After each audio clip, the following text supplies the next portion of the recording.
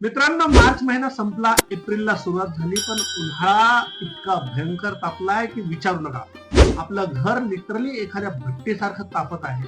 आपण घरात एसी लावतोय, कूलर लावतोय, पण उष्णता हीट काही कमी व्हायचं नाव घेत नाही. पण निसर्गानं आपल्याला एक असं वरदान दिलंय जे आपलं घर आणि आपली गच्ची नैसर्गिकरित्या थंड ठेवू शकतं, आणि ते म्हणजे वाळा. वाळा, ज्याला इंग्रजीत व्हेटिवेटर किंवा खस म्हणतात, हे केवळ एक गवत नसून ही एक सुगंधी आणि औषधी वनस्पती आहे. ही वनस्पती ज्यातून आपल्याला थंडावा देणारा सुगंध मिळतो, जो आपलं मन प्रसन्न करतो. आजच्या या व्हिडिओतून आपण वाळा या अद्भुत वनस्पतीची संपूर्ण माहिती, ती कुंडीमध्ये, आपल्या गच्चीवरील अंगणातील किंवा परसबागेतील बागेत कशी लावायची हे सविस्तर पाहणार आहोत. त्यासाठी काही टिप्स देखील देणार आहे. तेव्हा मी राजेश दाखवे बागकामाच्या आणखीन एका नवीन, माहितीपूर्ण आणि सुपर फ्रेश व्हिडिओ मध्ये आपल्या सगळ्यांचं स्वागत करतो. सर्वात आधी आपण वाळ्याची ओळख करून घेऊ.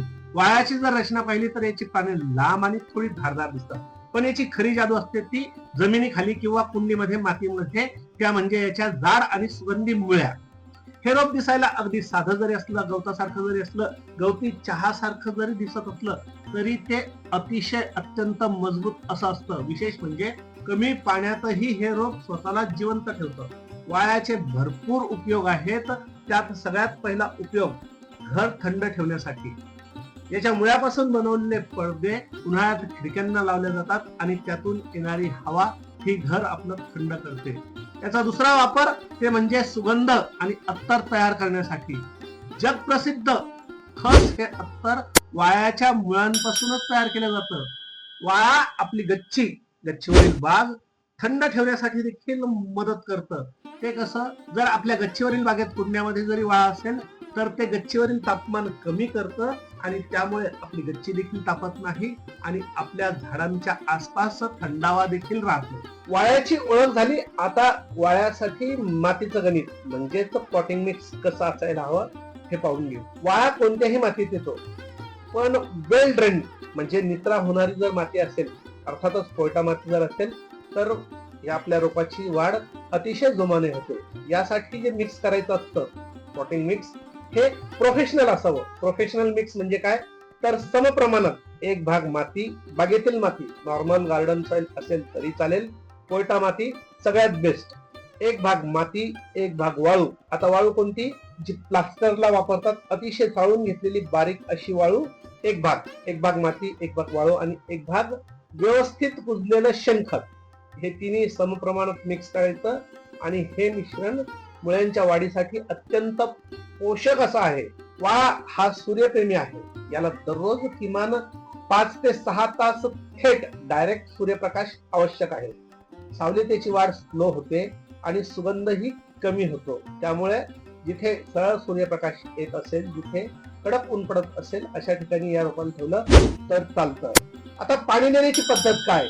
बघा, वाळा हे चिवट असं रोप आहे. याला रोज रोज पाणी देण्याची गरज नसते. मातीवरून कोरडी जर झाली असेल तरच पाणी द्यायचं. जास्त पाणी दिल्यामुळे या रोपाच्या मुळ्या कुजण्याची भीती असते. त्यामुळे पाणी कंट्रोल मध्ये द्यायचं आणि ड्रेनेज होलची काळजी घ्यायची. म्हणजेच कुंड्याच्या खालचे जर छिद्र व्यवस्थित मोकळ्या असतील, एक्स्ट्रा पाणी तुंबत नसेल, तर आपल्या रोपाला काहीही प्रॉब्लेम होत नाही. वाळ्याच्या रोपाच्या कुंडीच्या खाली प्लेट्स ठेवू नये. त्यात पाणी जर तुंबलं तर रूट रॉट म्हणजेच मूळकूज होण्याची भीती असते.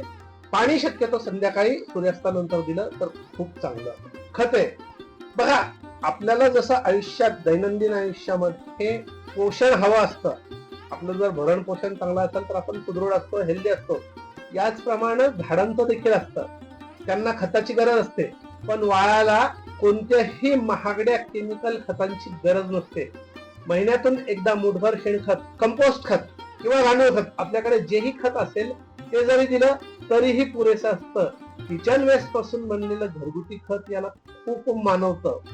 वेळोवेळी सुकलेली पानं मात्र याची काढत राहायची, कट करायची किंवा प्रूनिंग करायची. यामुळे रोपांची शक्ती नवीन पालवी फुटवण्याकडे वळते आणि वाळा आपला दाट होतो. याचा अर्थ सुकलेली पानं वेळेवर काढायची आणि ताजी तवानी पानं चांगली वाढू द्यायची.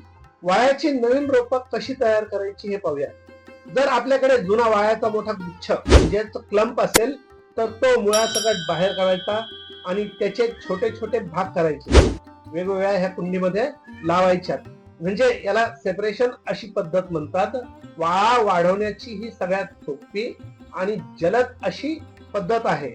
वाळ्याची आपल्याला सर्वसाधारणपणे खूप जास्त काळजी घेण्याची गरज पडत नाही. कुंडीमध्ये पाणी साचणार नाही याची काळजी घ्या. वाळ्याच्या कुंडीमध्ये किडे, मुंग्या किंवा अळ्या होणार नाही याची दक्षता घ्या. आणि जर कुंडीच्या खाली प्लेट असेल तर ती काढून टाका, म्हणजे जेणेकरून पाण्याचा व्यवस्थित निचरा होईल. इतकी काळजी जरी घेतली तरी सफिशियंट आहे. आपल्या रोपावर कीड दिसत असेल, मावा दिसत असेल तर त्यासाठी आपण नीम तेल स्प्रे करू शकतो, किंवा आपल्या रोपाला प्रेशरनं पाणी जर मारलं तरी ही कीड निघून जाते आणि आपलं रोप हेल्दी राहतं. वाळ्याच्या रोपासाठी खूप जास्त मेहनत घेण्याची गरज नसते.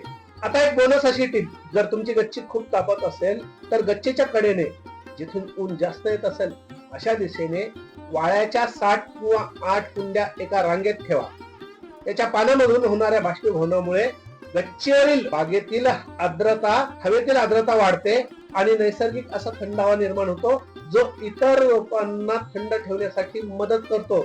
शिवाय वाळ्याच्या मुळ्यांचा वापर करून आपण पिण्याचं पाणी देखील सुगंधी करू शकतो. त्यामुळे मित्रांनो, यंदाच्या उन्हाळ्यात हा नैसर्गिक एअर कूलर म्हणजेच वाळा आपल्या बागेमध्ये नक्कीच आणा, कुंड्यामध्ये लावा. याची काळजी कशी घ्यायची याची डिटेल अशी माहिती मी आपल्याला दिलेली आहे.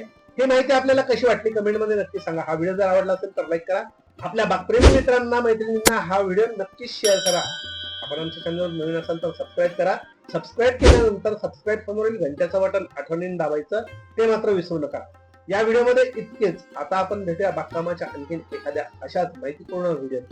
तोपर्यंत हॅपी गार्डनिंग आणि जय हिंद.